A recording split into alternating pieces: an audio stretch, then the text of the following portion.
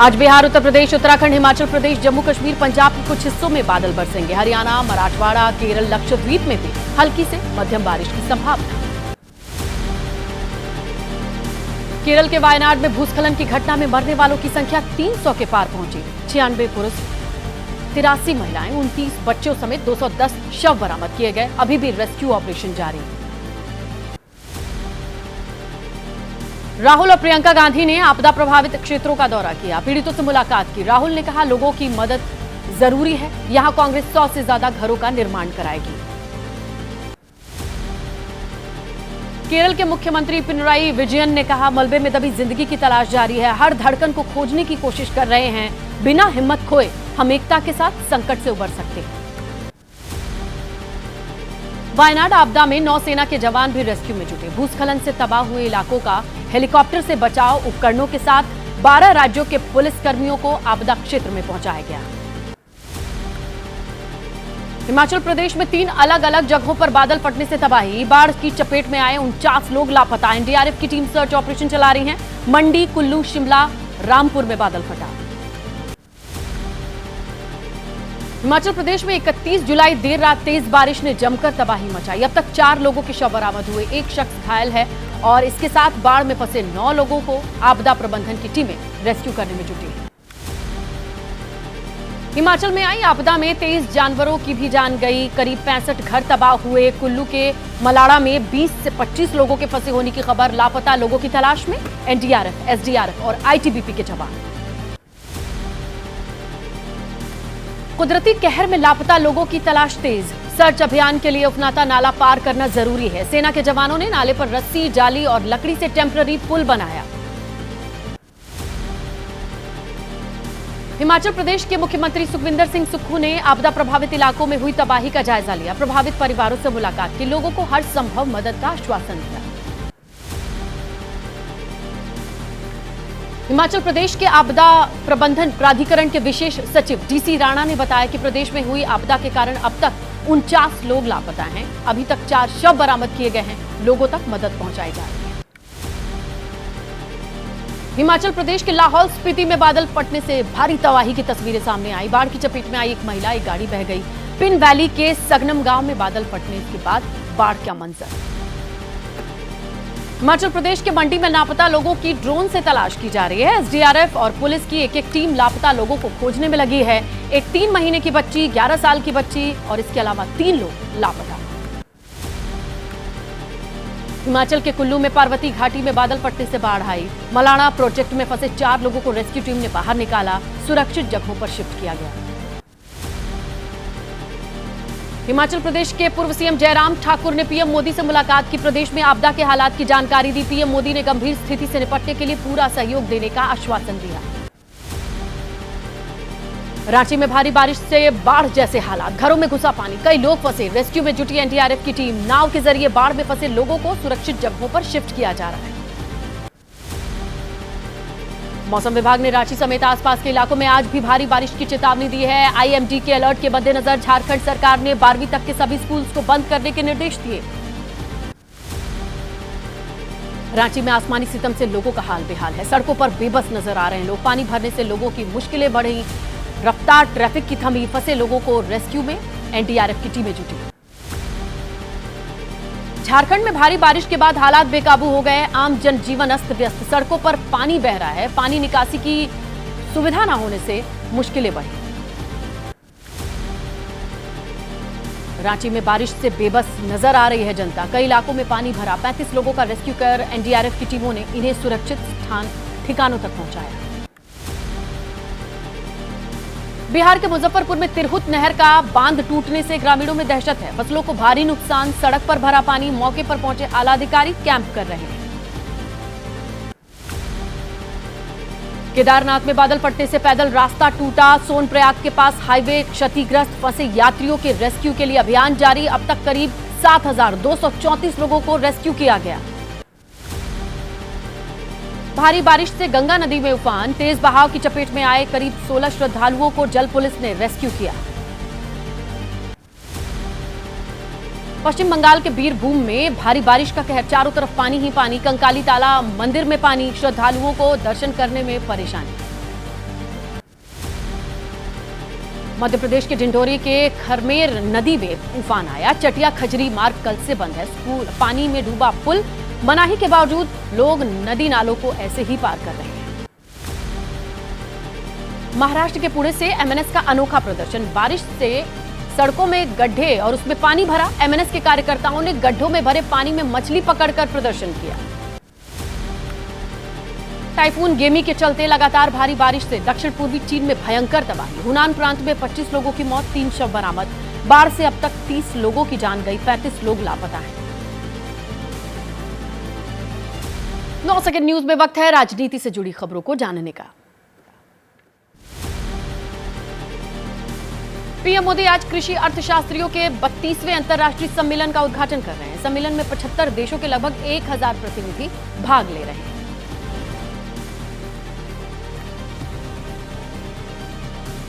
जम्मू कश्मीर में विधानसभा चुनाव की सुगबुगाहट तेज है। 8 से 10 अगस्त के बीच मुख्य चुनाव आयुक्त राजीव कुमार अपनी टीम के साथ जम्मू कश्मीर का दौरा करेंगे, तैयारियों का जायजा लेंगे। दिल्ली के मयूर विहार में मां बेटे की नाले में डूबने से मौत पर सियासत गरमाई है। आम आदमी पार्टी ने डीडीए की लापरवाही का आरोप लगाया। आज एलजी के खिलाफ प्रदर्शन करेगी आप।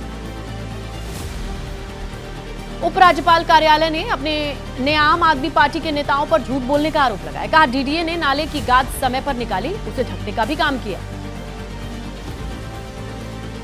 मिशन मुंबई में जुटी बीजेपी। 36 विधानसभाओं के लिए विशेष रणनीति बनाने का प्लान। उद्धव गुट को बड़ी चुनौती देने के लिए 5 अगस्त को होगा बीजेपी के दिग्गजों का मंथन। पश्चिम बंगाल की सीएम ममता बनर्जी ने वित्त मंत्री निर्मला सीतारमण को चिट्ठी लिखी। जीवन बीमा, स्वास्थ्य बीमा पॉलिसीज पर 18% जीएसटी लगाने का विरोध जताया। पश्चिम बंगाल के सिलीगुड़ी में बीजेपी कार्यकर्ताओं की पुलिस से झड़प हो गई। टीएमसी नेताओं की संपत्ति की जांच करने की मांग को लेकर प्रदर्शन कर रहे हैं। बिहार में आरक्षण पर सियासत गरमाई। तेजस्वी ने बीजेपी को आरक्षण विरोधी बताया। बोले आरक्षण की सीमा 75% करने के फैसले को नवी सूची में डालने से केंद्र सरकार ने रोका। तेजस्वी यादव के आरोप पर बीजेपी का पलटवार। सम्राट चौधरी ने कहा कि बीजेपी कल भी आरक्षण के समर्थन में खड़ी थी और आज भी है। तेजस्वी यादव ने पेपर लीक पर भी बिहार की एनडीए सरकार को घेरा। कहा जैसे हम लोग सरकार में थे तो पेपर लीक नहीं हुए, हम अलग हुए तो पेपर लीक होना शुरू हो गया। राजस्थान के जलदाय मंत्री कन्हैया लाल चौधरी का सदन में बड़ा बयान। कहा विभाग में बड़े पैमाने पर भ्रष्टाचार है, कुछ अधिकारियों पर कार्रवाई हुई है। उत्तर प्रदेश के सीएम योगी आदित्यनाथ का आज से 2 दिन के लिए गोरखपुर दौरा। 55 करोड़ की परियोजनाओं का उद्घाटन शिलान्यास करेंगे। पैरामेडिकल स्टूडेंट्स को टैबलेट, स्मार्टफोन देंगे। अपना दल के विधायक विनय वर्मा ने भी उठाए योगी सरकार पर सवाल। कहा शिकायत के बावजूद अवैध खनन के खिलाफ कार्रवाई नहीं होती है। उन्नाव से बीजेपी विधायक ने सीएम योगी के पीडब्ल्यूडी विभाग पर भ्रष्टाचार के आरोप लगाए हैं। प्रमुख सचिव को चिट्ठी लिखी है। कहा कि अधिकारियों से लिया जाता है कमीशन। नाबालिग बच्ची से गैंगरेप के मामले में एक्शन में सीएम योगी। थानाध्यक्ष, चौकी इंचार्ज सस्पेंड। आरोपी नेता मोइन खान पर कड़ी कार्रवाई की तैयारी शुरू। यूपी के डिप्टी सीएम केशव प्रसाद मौर्य का समाजवादी पार्टी पर हमला। कहा समाजवादी पार्टी बेरोजगार है, इसीलिए वो लोग देखते हैं मुंगेरी लाल के सपने। यूपी में नजूल बिल को लेकर के राजनीति गर्म है। विपक्ष ने सरकार को घेरा। बीजेपी के भीतर भी विरोध के सुर। विधान परिषद में लटका बिल। यूपी में नजूल बिल को लेकर के राजनीति गर्म। नजूल बिल पर चल रहे विवाद पर बोले आप सांसद संजय सिंह। कहा बीजेपी की ये भीतरी लड़ाई है। उत्तर प्रदेश की सियासत पर बीजेपी प्रदेश अध्यक्ष भूपेंद्र चौधरी बोले यूपी सरकार में सब ठीक है। नजूल बिल पर जनहित में काम होगा, किसी को उजाड़ा नहीं जाएगा। और उधर 9 सेकंड न्यूज में दिल्ली बेसमेंट में हादसे पर जो अपडेट है उन्हें भी देख लेते हैं, जिसमें हफ्ते भर पहले 3 छात्रों की जान गई। बीजेपी नेता जयप्रदा ने ओल्ड राजेंद्र नगर वाली घटना पर एलजी से मुलाकात की। आरोपियों पर कड़ी कार्रवाई का भरोसा मिला उन्हें। घटना में मारे गए छात्र नेविन के मामा बोले कि अच्छी बात है, सीबीआई जांच होगी, न्याय मिलेगा। दिल्ली प्रशासन पर लापरवाही का आरोप लगाया। दिल्ली कोचिंग हादसे की सीबीआई जांच होगी। अब हाईकोर्ट ने दिल्ली की सरकार को प्रशासनिक रूप से अक्षम बताया। दिल्ली पुलिस को कहा कि आप पुलिस है। बीजेपी सांसद मनोज तिवारी ने हाईकोर्ट के फैसले का स्वागत किया। कहा, इसमें ऐसा क्या है जो इतनी जांच की जरूरत है? सीबीआई के पास पहले से ही बहुत केस है। उद्धव गुट की सांसद प्रियंका चतुर्वेदी बोली, मैं उम्मीद करती हूं कि सीबीआई जल्द से जल्द जांच करेगी, क्योंकि बहुत सी ऐसी सीबीआई जांचें हैं जिसकी रिपोर्ट ही नहीं आई।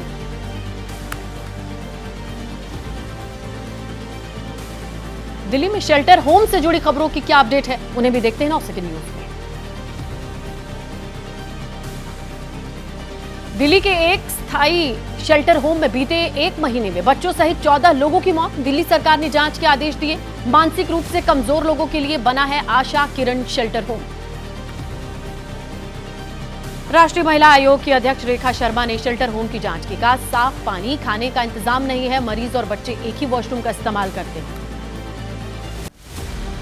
शेल्टर होम के डॉक्टर अशोक कुमार ने कहा, शेल्टर होम में करीब 1000 बच्चे हैं, जिनमें 70 बच्चे बीमार हैं। नहीं दी जाती है खाने पीने की पौष्टिक चीजें।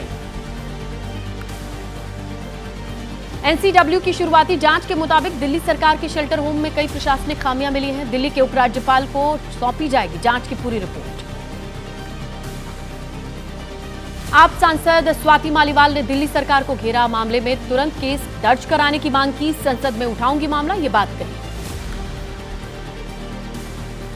दिल्ली सरकार के मंत्री आतिशी ने कहा, मृतकों में कुछ को गंभीर बीमारियां थी। 48 घंटे में जांच की रिपोर्ट आएगी। लापरवाही मिलने पर दोषियों को बख्शा नहीं जाएगा।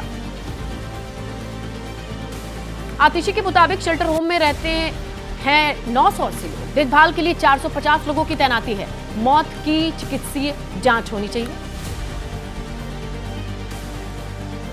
उपराज्यपाल से दिल्ली सरकार के सभी आश्रय गृहों की जांच के आदेश दिए गए हैं। समाज कल्याण विभाग से शेल्टर होम के संचालन पर 3 हफ्ते के भीतर श्वेत पत्र मांगा गया है। राष्ट्रीय बाल अधिकार संरक्षण आयोग के चेयरमैन प्रियांक कानूनगो ने ली दिल्ली सरकार के अधिकारियों से जानकारी। कहा, दिल्ली सरकार से मांगी गई है नाबालिग की पोस्टमार्टम रिपोर्ट। दिल्ली महिला कांग्रेस की नेताओं ने मांगा आतिशी का इस्तीफा। कांग्रेस प्रवक्ता अलका लांबा ने कहा कि मामले को दबाने की कोशिश की गई, बच्चों को न्याय दिलवाकर रहेंगे। बीजेपी सांसद योगेंद्र चंदौलिया का बयान, एक कमरे में 15-20 बच्चों की जगह रहते हैं 30-35 बच्चे। पिछले 5 महीने से नर्सिंग ऑफिसर्स को नहीं मिली सैलरी। 9 सेकंड न्यूज में अब आपको दिखाते हैं कोर्ट से जुड़ी खबरें, जिस पर पूरे दिन निगाहें रहने वाली है। आरएसएस मानहानि केस में राहुल गांधी के खिलाफ याचिका पर भिवंडी कोर्ट में सुनवाई आज। 2014 में चुनावी रैली के दौरान महात्मा गांधी की हत्या को लेकर आरएसएस को बदनाम करने का आरोप है। पंजाब के पूर्व मंत्री भारत भूषण आशू को कोर्ट ने 5 दिन की ईडी की रिमांड पर भेजा। आशू पर मंत्री रहते 2000 करोड़ के टेंडर घोटाले का आरोप है।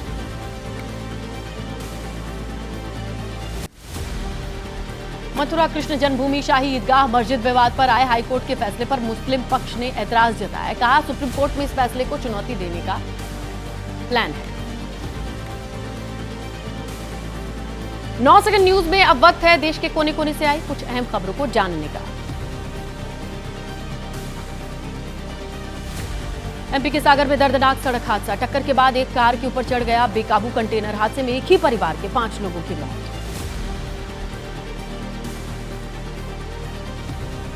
एमपी के टीकमगढ़ में भयानक सड़क हादसा। बेकाबू ट्रक ने कई गाड़ियों को रौंदा, एक कार को कई मीटर तक घसीटा। हादसे में कई लोग जख्मी हुए। सीसीटीवी फुटेज सामने आया। श्रीलंका की जेल से रिहा हुए 21 मछुआरे चेन्नई हवाई अड्डे पर पहुंचे। मछली पकड़ने की रोक हटी और इसके बाद ये सभी मछुआरे समुद्र गए थे, जिन्हें पकड़ लिया गया था। रामनगरी अयोध्या में सरयू नदी में श्रद्धालुओं से भरी नाव पलट गई। 5 लोग गिरे, 4 लोगों को गोताखोरों ने रेस्क्यू किया। 22 साल की युवती लापता है, तलाश में जुटी जल पुलिस। जम्मू कश्मीर के उधमपुर में शादी में खाना खाने से 2 बच्चों की मौत हुई। दर्जनों लोग बीमार पड़े। अस्पताल में जिन्हें भर्ती कराया गया। मामले की जांच में पुलिस जुटी है। बिहार के किशनगंज में मिड डे मील खाने से सैकड़ों छात्र बीमार पड़ गए। बच्चों को अस्पताल भर्ती कराया गया। आधा खाना खाने के बाद एक शिक्षक को खाने में दिखी छिपकली। गाजियाबाद के वेव सिटी थाना क्षेत्र में जिम के भीतर ट्रेडमिल पर दौड़ लगाते समय शैलेंद्र नाम के शख्स की हार्ट अटैक से मौत, पोस्टमार्टम रिपोर्ट का इंतजार। पंजाब के फिरोजपुर में ऐतिहासिक गुरुद्वारा जामनी साहिब में गैस सिलेंडर में आग लगने से अफरा तफरी, 7 लोग बुरी तरीके से झुलसे। सभी 7 लोगों में 5 स्कूली छात्र, 2 सेवादार शामिल। दिल्ली के वजीराबाद थाने में माल खाने में भीषण आग लग गई। मौके पर 7 फायर ब्रिगेड की गाड़ियां पहुंची। आग पर काबू पाने के लिए फायर फाइटर्स को कड़ी मशक्कत करनी पड़ी। मुंबई के पालघर में विरार इलाके में तेज रफ्तार का कहर, फॉर्च्यूनर कार की चपेट में आने से महिला की मौत हो गई। आरोपी चालक गिरफ्तार। जूनियर कॉलेज में शिक्षक थी मृतक महिला।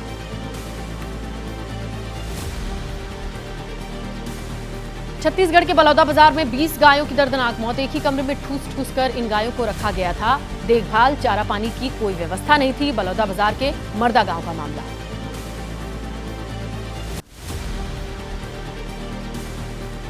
9 सेकंड न्यूज में अपराध से जुड़ी जो खबरें हैं उन्हें भी देखते हैं।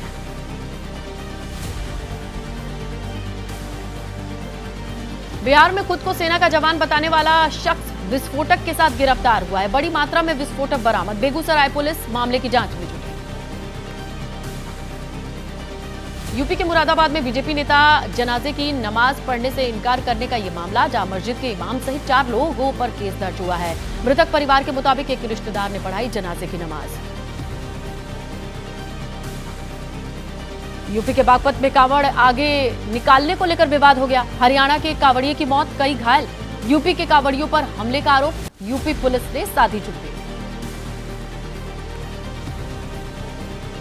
इंदौर आईआईटी को बम से उड़ाने की धमकी देने का मामला, पुलिस ने आरोपी को गिरफ्तार किया। नौकरी नहीं मिलने से परेशान था आरोपी, 20 जुलाई को दी थी धमकी। मुंबई में 58 साल के एक शख्स ने पत्नी की हत्या के बाद इमारत से कूदकर जान दे दी। वारदात से पहले रिश्तेदारों को प्रॉपर्टी और कई चीजों के डिटेल्स भेजे। पुलिस का इस मामले पर कुछ भी कहने से इनकार। मुंबई कांग्रेस के नेता और विधायक जिशान सिद्दीकी पर सरकारी कर्मचारियों के काम में बाधा डालने का आरोप है। पुलिस ने एसआरए अधिकारी की शिकायत पर केस दर्ज किया। आइए 9 सेकंड न्यूज में आगे बढ़ते हैं और नजर डालते हैं ओलंपिक गेम्स पर।